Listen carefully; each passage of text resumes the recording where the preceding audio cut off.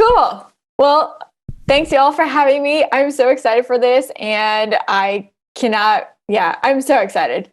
All right, let's do this. So welcome to Cybersecurity Cannot Ignore Climate Change. And I am so thankful for Wild West Hacking Fest for accepting this talk. I cannot tell you how hard it has been to try to get this talk accepted at conferences in cybersecurity. And we'll dive into that about why that happened probably. All right, let's go to the first thing.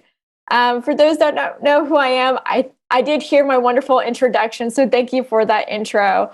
But I am the founder and principal of Impactive Consulting. I'm also the co-founder of We Open Tech, which is a nonprofit of marginalized genders coming together from security and tech to be a community as together and help each other achieve where we want to go in our careers. And it is completely free. Anyone can join. And then also co-founder of Open Tech Pledge. It's a pledge that companies can take to make sure that marginalized folks are represented on boards and in C-levels. And then I am advisor of Hacking is Not a Crime, also the co-founder. I am a podcaster for ITSP Magazine. This is a change-making podcast where I interview those that are change-making in cybersecurity and also in tech space and the wonderful work that they're doing.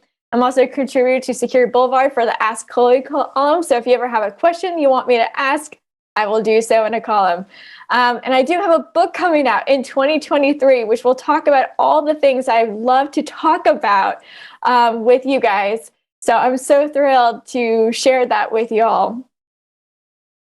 But I'm looking forward to going into the real contents of this entire talk. So before I begin, I know that this week has been insane for many of us. It is a lot to process what is going on in the US. And I know the last thing we want to hear is more horrible things, especially when you have the war going on in Ukraine and Russia. But please bear with me, because if you need to take a deep breath, please do so.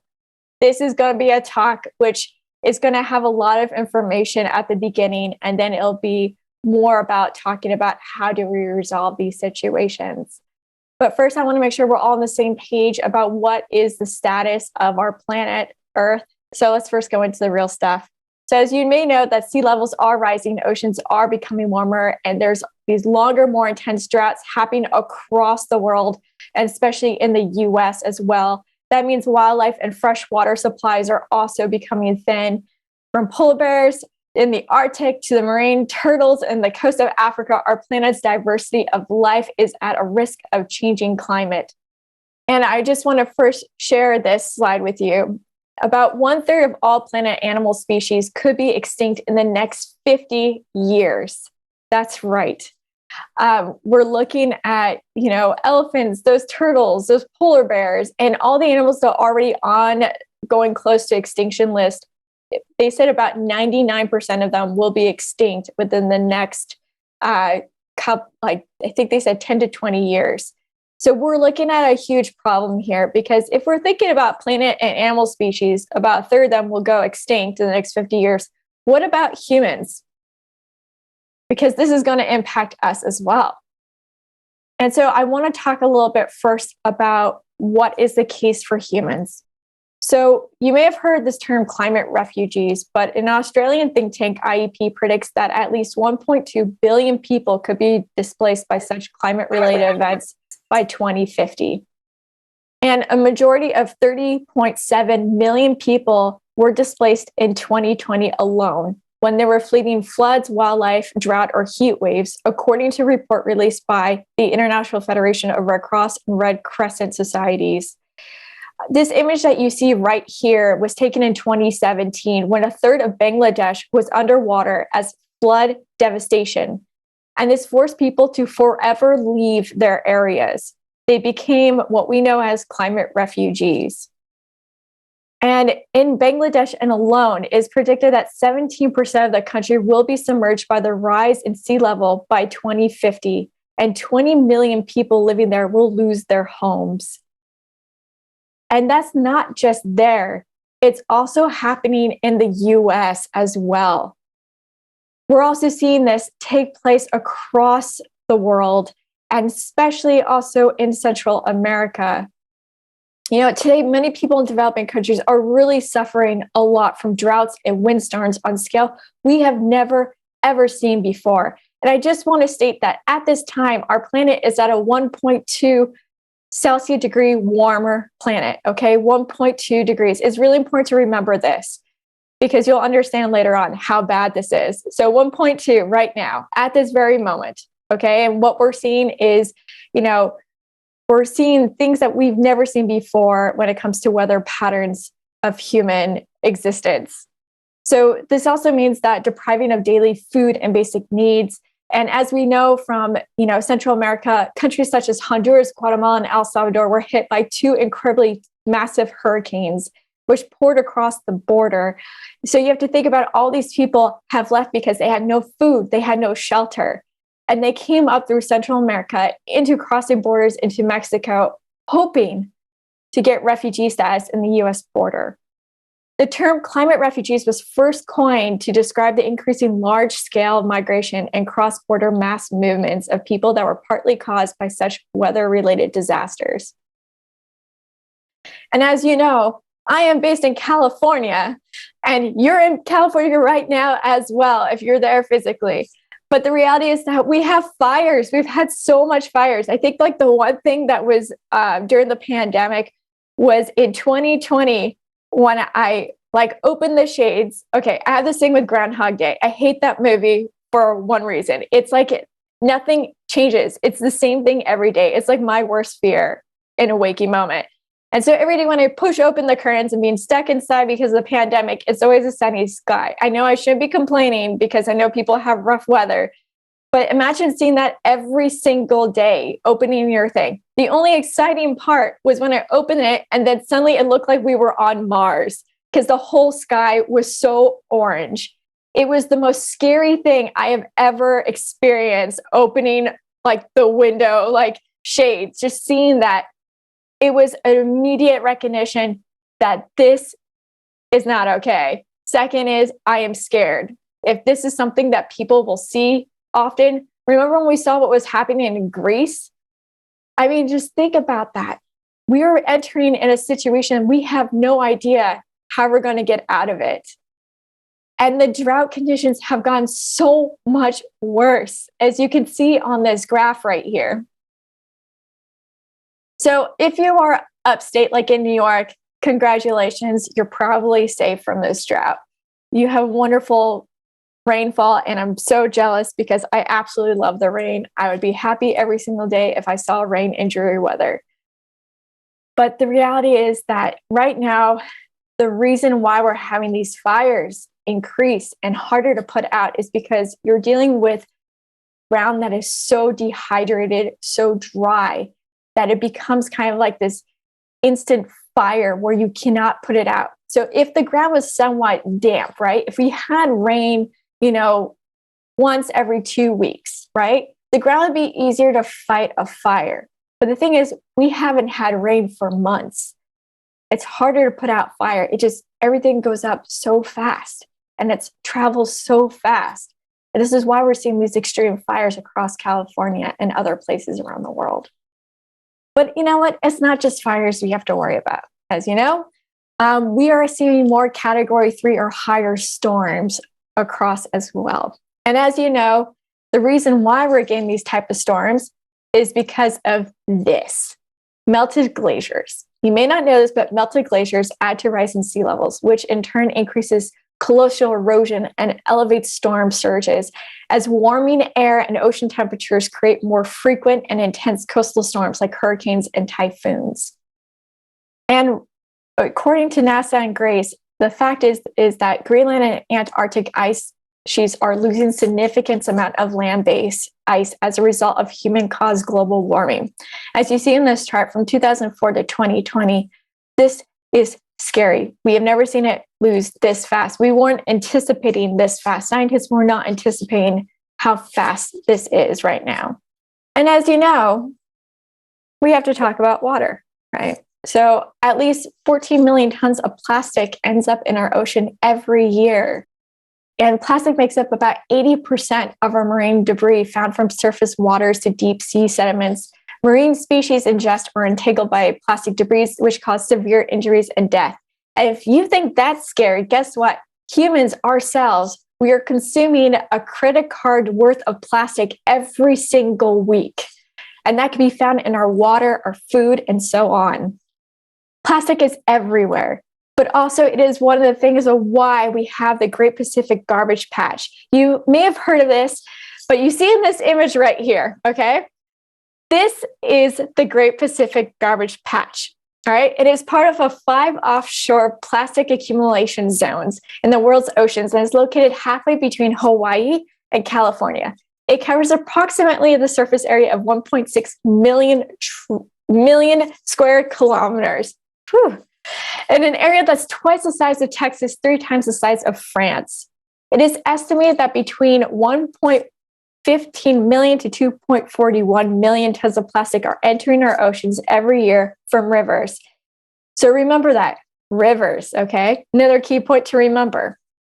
But if you don't know about this, is that plastic takes about 400 at least to decompose, but more likely 1,000 years to decompose. That means 1,000 years. You're wondering about why you're eating a size of a credit card of plastic? That's why. You can't get rid of it. It's hard to get rid of. And the reality of it is that right now, I hate to tell you this, but this is the reality. If you have a plastic water bottle right now and you're like, oh, I'll just put in the recycle because it's recyclable. Guess what? It's recyclable for maybe like one more time, and that's it. But the thing to know about recycling plastic is that the US doesn't have a recyclable program. That's right. Every time that you're recycling plastic, guess where it's going? Your landfills. And this is a huge problem. The reality was in the past, the US used to export their plastic, whatever you put in the recyclable bins or in the trash, they would take that plastic and ship it to China, and China would deal with the plastic containers. China came out with a ban on plastic goods that are being imported into their country. So now the US is like, oh no, we don't have a recyclable program for plastics, because we don't. If anything, you can literally put your plastics in the trash can because it does not matter. At the end, it's going to end up in the very same place. So I know this is very scary to hear, but that's not all. Okay, so we're going to keep going here. You may need a shot after this conversation that we're having. But the other thing to keep in mind is that, so in the 70s, they shared about climate change and how this is going to become an issue. And in the reports themselves, they talked about pandemics. And if you're wondering, oh no, what are you about to share with me? I hate to tell you this, but pandemics are also caused from climate change as well. There's actually strong evidence and has been proven since the 70s. And the reason for that is deforestation. So many other causes of climate change also increases the risk of pandemics. Deforestation, which occurs mostly in agriculture purposes, is the largest cause of habitat loss worldwide. The loss of habitat forces animals to migrate and potentially contact other animals or people, and then they share germs. Large livestock farms can also serve as a source for spillover of infections from animals to people. So the main ones for that is like cattle farms, but also palm oil. But the thing is to note is that, preventing deforestation, that would help reduce that root cause of climate change. But it also can help stem biodiversity loss as well as the slow of animal migrations that can increase the risk of infection disease spread. In other words, we may need to have more conversations of having less demand for animal meat, and we may have to do that. And more sustainable animal, farming is the other thing that we should also look into, because the emerging of infectious disease risk and lower greenhouse gas emissions. Now, the thing to note about greenhouse emissions, if you have never heard this term or you have, it is composed of 4 different gases, okay? So you have carbon dioxide, methane, nitrous oxide, and fluorinated gases. And one of the evidence of this is the recent Ebola epidemic in the West Africa. And the reason that this occurred was from bats. And because what happens is that the bats have been forced to leave their habitats because of the forest that they were living in had been cut down to plant palm oil trees. This caused the Ebola epidemic to occur. Now, overall, the future risks are not easy to foretell, but climate change hits hard on several fronts of the matter to when and where pathogens appear, including temperature and rainfall patterns. To help limit the risk of infectious diseases, we should do all we can to vastly reduce the greenhouse gas emissions and limit global warming to 1.5 degrees.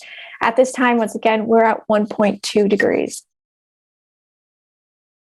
So as you have now learned, and I know this is depressing, it is definitely depressing, but humans and wild animals are facing really challenges of surviving because of climate change. We have more frequent of intense drought, storms, heat waves, rising sea levels, melting glaciers, and warming oceans can directly harm our entire planet where we live and how we live. And in the US, climate change, it is a huge problem as well. And we have seen dangerous weather events have been occurring, but it could get a lot worse. That's why right now it's important that we have this conversation. So the reason I bring this up is that climate change is real. And over the past couple of years, I've met with different executives and boards at companies in cybersecurity, and we still have people that deny the science that climate change is, they don't think that it exists. And this is a huge problem because it is real, it is happening. And I wanted us to be on the same page because I find that we need to talk about it. Because at this time, I really love this quote, but at this point, we are heading towards a 3°C weather. And not weather, but planet. And globally, we're assuming we're at least going to hit 2 degrees at this point. Because remember, we're at 1.2. And you may have heard of the Paris Agreement, and the Paris Agreement talks about why they want to keep all countries hitting that 1.5 increase, not 2-degree increase. But unfortunately, because of how things are, and we haven't done too much around the world, we're looking at a 3°C at this time if we don't do anything. And if you're wondering, well, what's the difference between a 1.5 and a 2? Well, the thing is, once again, we're not in 1.5 right now. We are at 1.2. But these are some of the differences that you would see if you have a 1.5 versus a 2°C. But once again, I want to reiterate that recent evidence has shown that we are going to surpass the 2°C. We're getting closer to 3°C as our projections if we don't take steps right now. And here's another one, so you can see the differences as well of what would be the difference of 1.5 to 2°C at this time. Now, one of the things, once again, I want to point out is I don't have graphics of what it would look like if 3°C. Just imagine it would be incredibly horrible for even having a future here. So in this, you can see the change in TXX. So TXX measures like our heat extremes. The WSDIs, they themselves are looking at the measures of hot spells, so like droughts, in other words. But the collective global goals that we have under that Paris Climate Agreement is to prevent rising global temperatures from increasing no more than 2 degrees. It has shifted from 1.5 to now 2°C, which, if you don't know what that is, it's 3.6 Fahrenheit. With no more. So once again, they really want to get to 1.5. That was the original goal, but the ideal, it seems highly unlikely at this time, unless countries were to take serious risk and changes immediately on businesses at this time. But right now, like I said, we're on the track.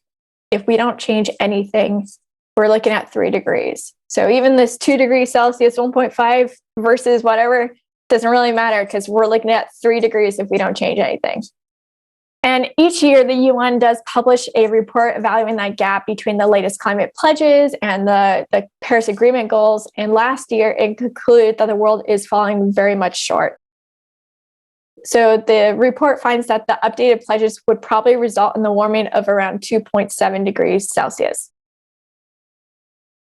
Just think about that. If implemented effectively, though, like net zero emission pledges could limit the warming to 2.2°C, closer to the well below 2°C goal of the Paris Agreement. So once again, we're at 1.2. Chances are we're not going to hit we will go to 1.5, but it won't be in 2050. It'll be relatively a lot sooner than that. So you're probably wondering, okay, Chloé, thanks for telling me how to ruin my Friday today and my entire weekend. But the thing I wanted to bring this up is because it is something we don't talk about in cybersecurity. And yes, this is one of those moments where we don't talk about Bruno may get stuck in your head. And I'm sorry for all the parents in the room that are watching this right now. I know you probably hate that song at this time. But the reality is that in cybersecurity, we don't talk about climate change. And this is a huge problem because if we're not talking about it, we're not prepared for it, what this means for us. So even though cybersecurity is part of the tech sector in a sense, the thing is we have to think about how are we causing the situation too. Tech, the industry itself, it uses lots of electricity, including computer data centers. If much that comes from coal, believe it or not. And it creates a boatload of planet warming emissions. This is relatively easy problem to solve if companies use renewable energy, which is expanding fast and getting cheaper. Like companies like Amazon, Google, and Microsoft have also gotten attention for selling technology to help oil and gas industry extract fossil fuels, which are a major source of greenhouse gas emissions. However, I believe Google promised to stop recently. So that's one part. Next thing is that it's possible that big tech companies, again, are setting themselves voluntarily targets to forestall national legislation, like on emission standards. We see that major tech companies have been lobbying to make sure that there is no changes to legislation when it comes to climate change, because it would be bad business for them. So like, for example, the UK and the European Union, they now require countries to achieve net zero emissions by 2050. And that's bound to affect tech and every other industry as well. And for many companies right now, it's one of those things like if we want to get net zero emissions by 2050, it means all companies across industries that need to participate, including companies that are cybersecurity. So you're probably wondering, okay, so what do you mean by we're not prepared for climate change impacting cybersecurity? Well, think about it this way. We have to protect natural resources, such as water, from attackers. If attackers can get a hold of our water resources, we'd be screwed if there's a fire.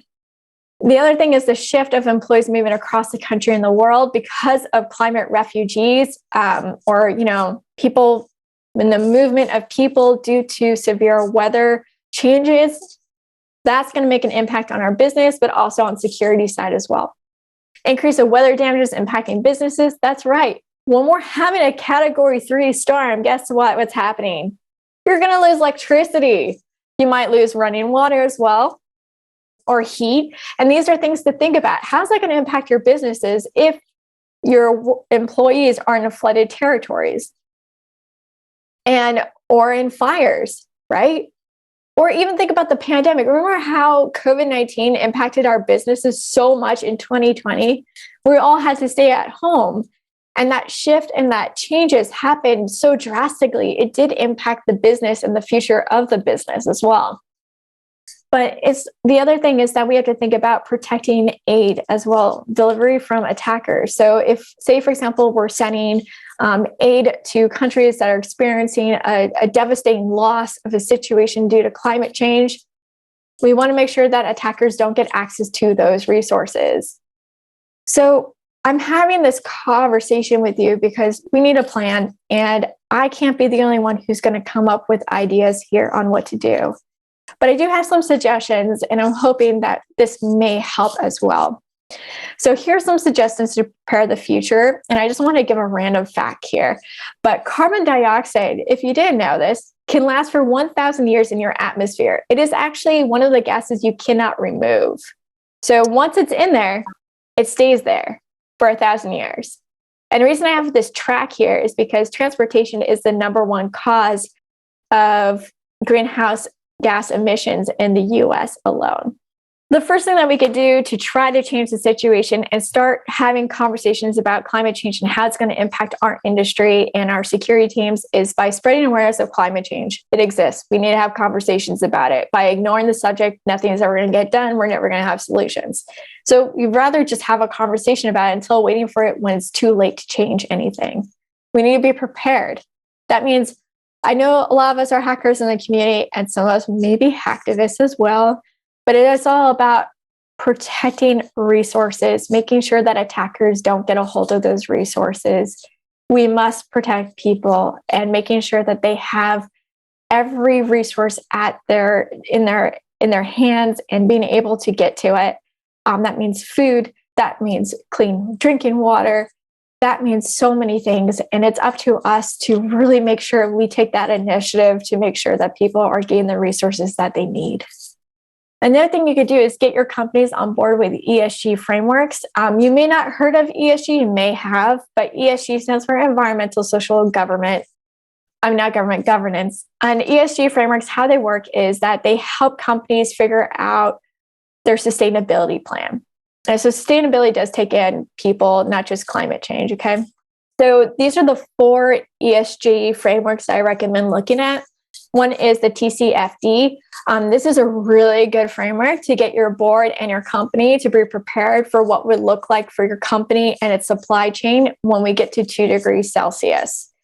So it's a good practice to know what you need to do and how to plan for the future. I highly recommend it for every single company to be able to know what's going to happen in their supply chain. This is going to help reduce those risks. The other one is the WWHF IBC. It takes the UN sustainability goals that were launched. So the Sustainability Development Goals, SDGs, you may hear of them.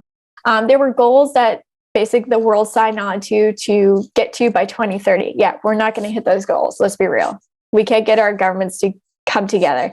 But the thing is that these goals will really help kind of show us what we need to do and how companies can take full advantage of that type of those goals and make sure that's plugged into their business as well.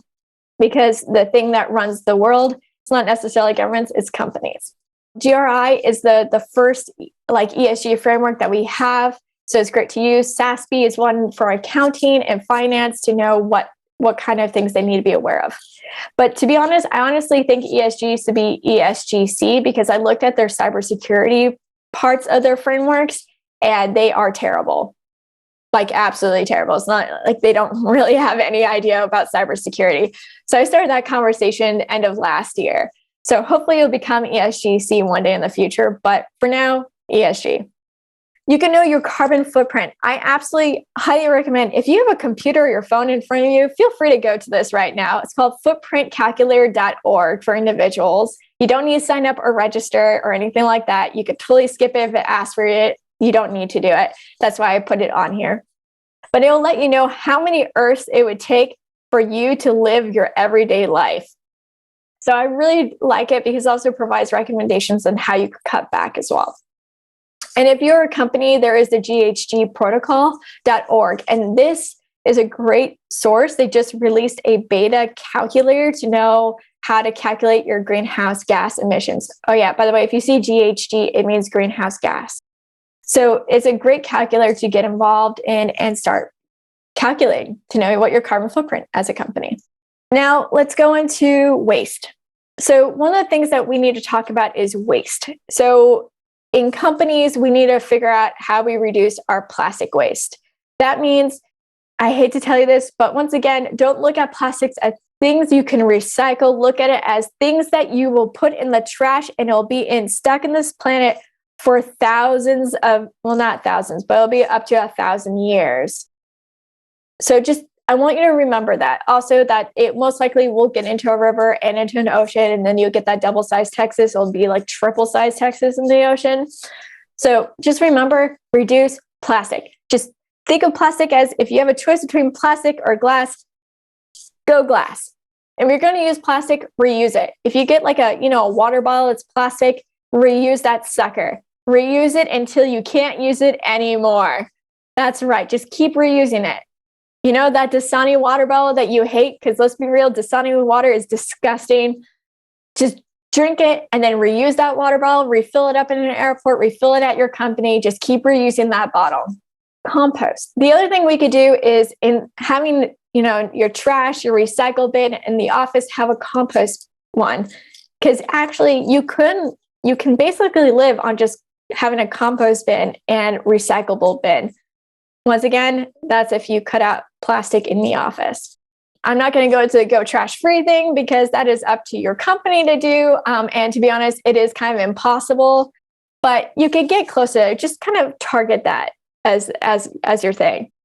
Reuse containers. So, when you go in the office, you have paper cups. Well, instead of paper cups, just have mugs, and then just have a dishwasher or like a sink where people can wash the mugs.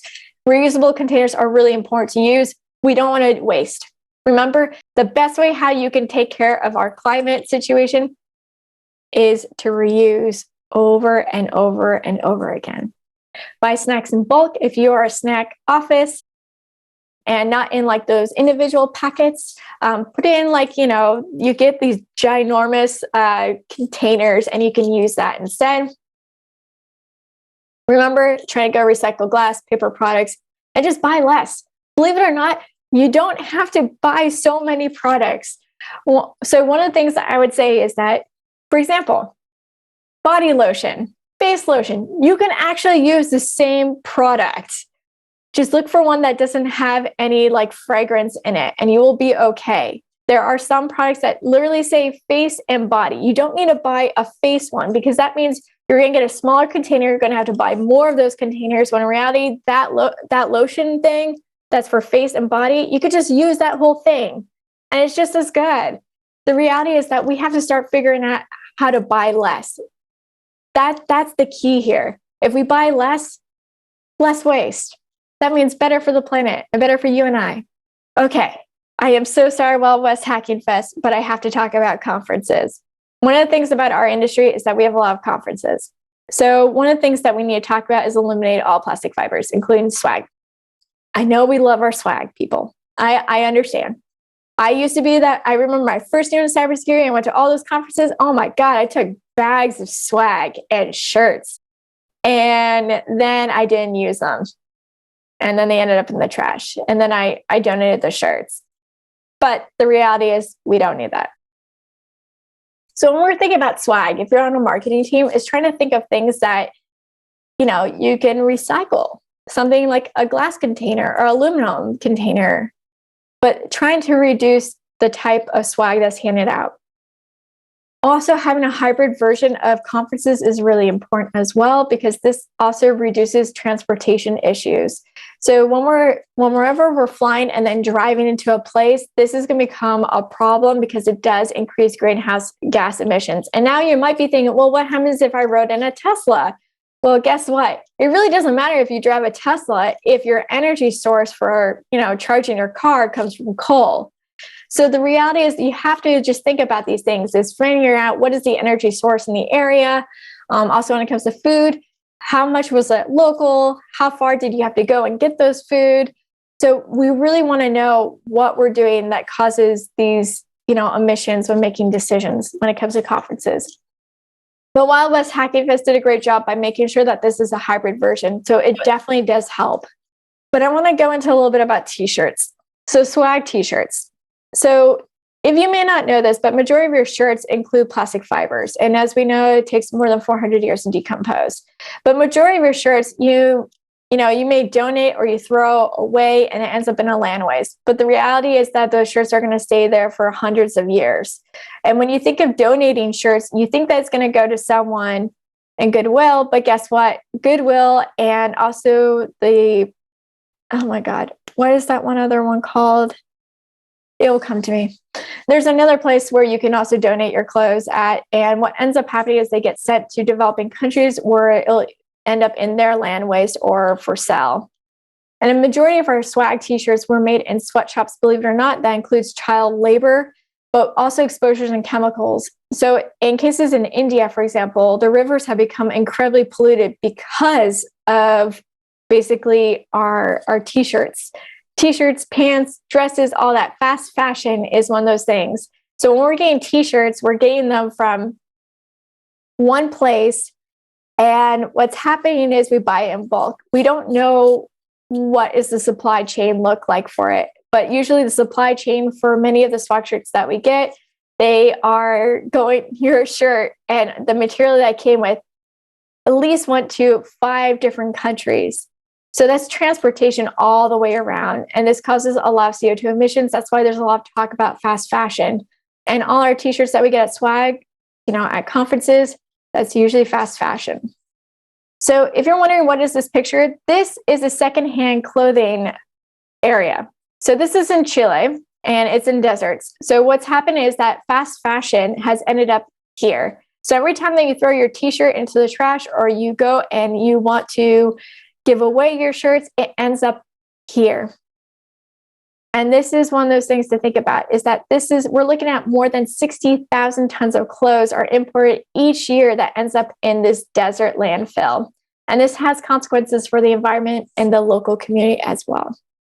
Last but not least, one of the things that we need to talk about is that we need to educate ourselves on what goes into technology that we buy and what the climate impacts are and how long a product might last. We can also think about what we buy in the first place, such as we don't need to always change our iPhone every single year, right? Because the thing is, we're not thinking about is the shipping, the delivering, and the returning of things, but also the replacing of battery or the items that go into our devices. So one of the things to note is that invest in your devices. Keep it until it no longer works. All right? Just hold on to your phone as long as you can. You don't need to buy the latest tech every single year because you're thinking, well, I traded my phone, so then that company takes my phone and then it gets recycled. Guess what? There is no actual recycle program for devices. What ends up happening is they go to developing countries where they take it apart in pieces, and that glue is really hazardous to your health. So think about it this way. It's not really, it's not doing too much. So just think about it. Keep the item you have for the longest you can. That's going to help so much. And if you do want to get a new product, if you're a company and you have plenty of laptops that you need to get new ones, donate them. Donate them to charities local. A lot of schools could use laptops and computers. It'd be a great way how to do it. One of the other things to think about is to repair your devices. And I know the DMCA is around where it makes it really hard to repair our own goods, but things are starting to change, such as Apple is now releasing information on how to repair your devices slowly. So this is really good for us because then we get to fix the items that we've purchased. But the last thing I want to talk about here is the rare materials that go into this. So when we're mining such materials, it's in developing countries, and we have no idea what's going on over there, but I can tell you what has been happening there. Most of the time, this is done by children. And a lot of times they are exposed to violence, and not just physical violence, but sexual violence as well. They don't have proper wages, they don't get breaks, and there is no safety along with it. And we need to use rare materials to make solar panels, for batteries.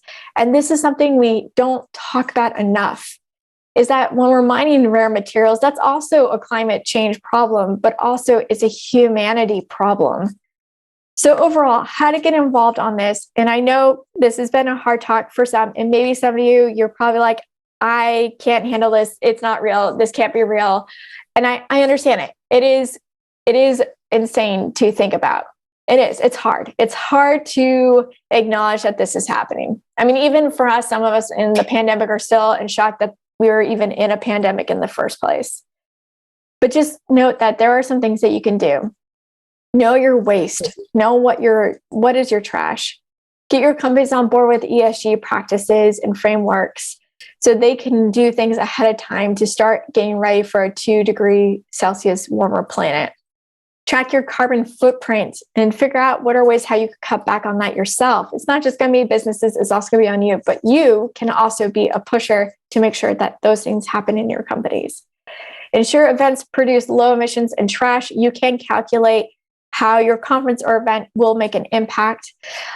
Help by volunteering to protect resources. That is something that we haven't been talking about yet, but we really need to start figuring out how we're going to protect our resources, such as water and so on, and making sure people get the proper aid that they need from attackers.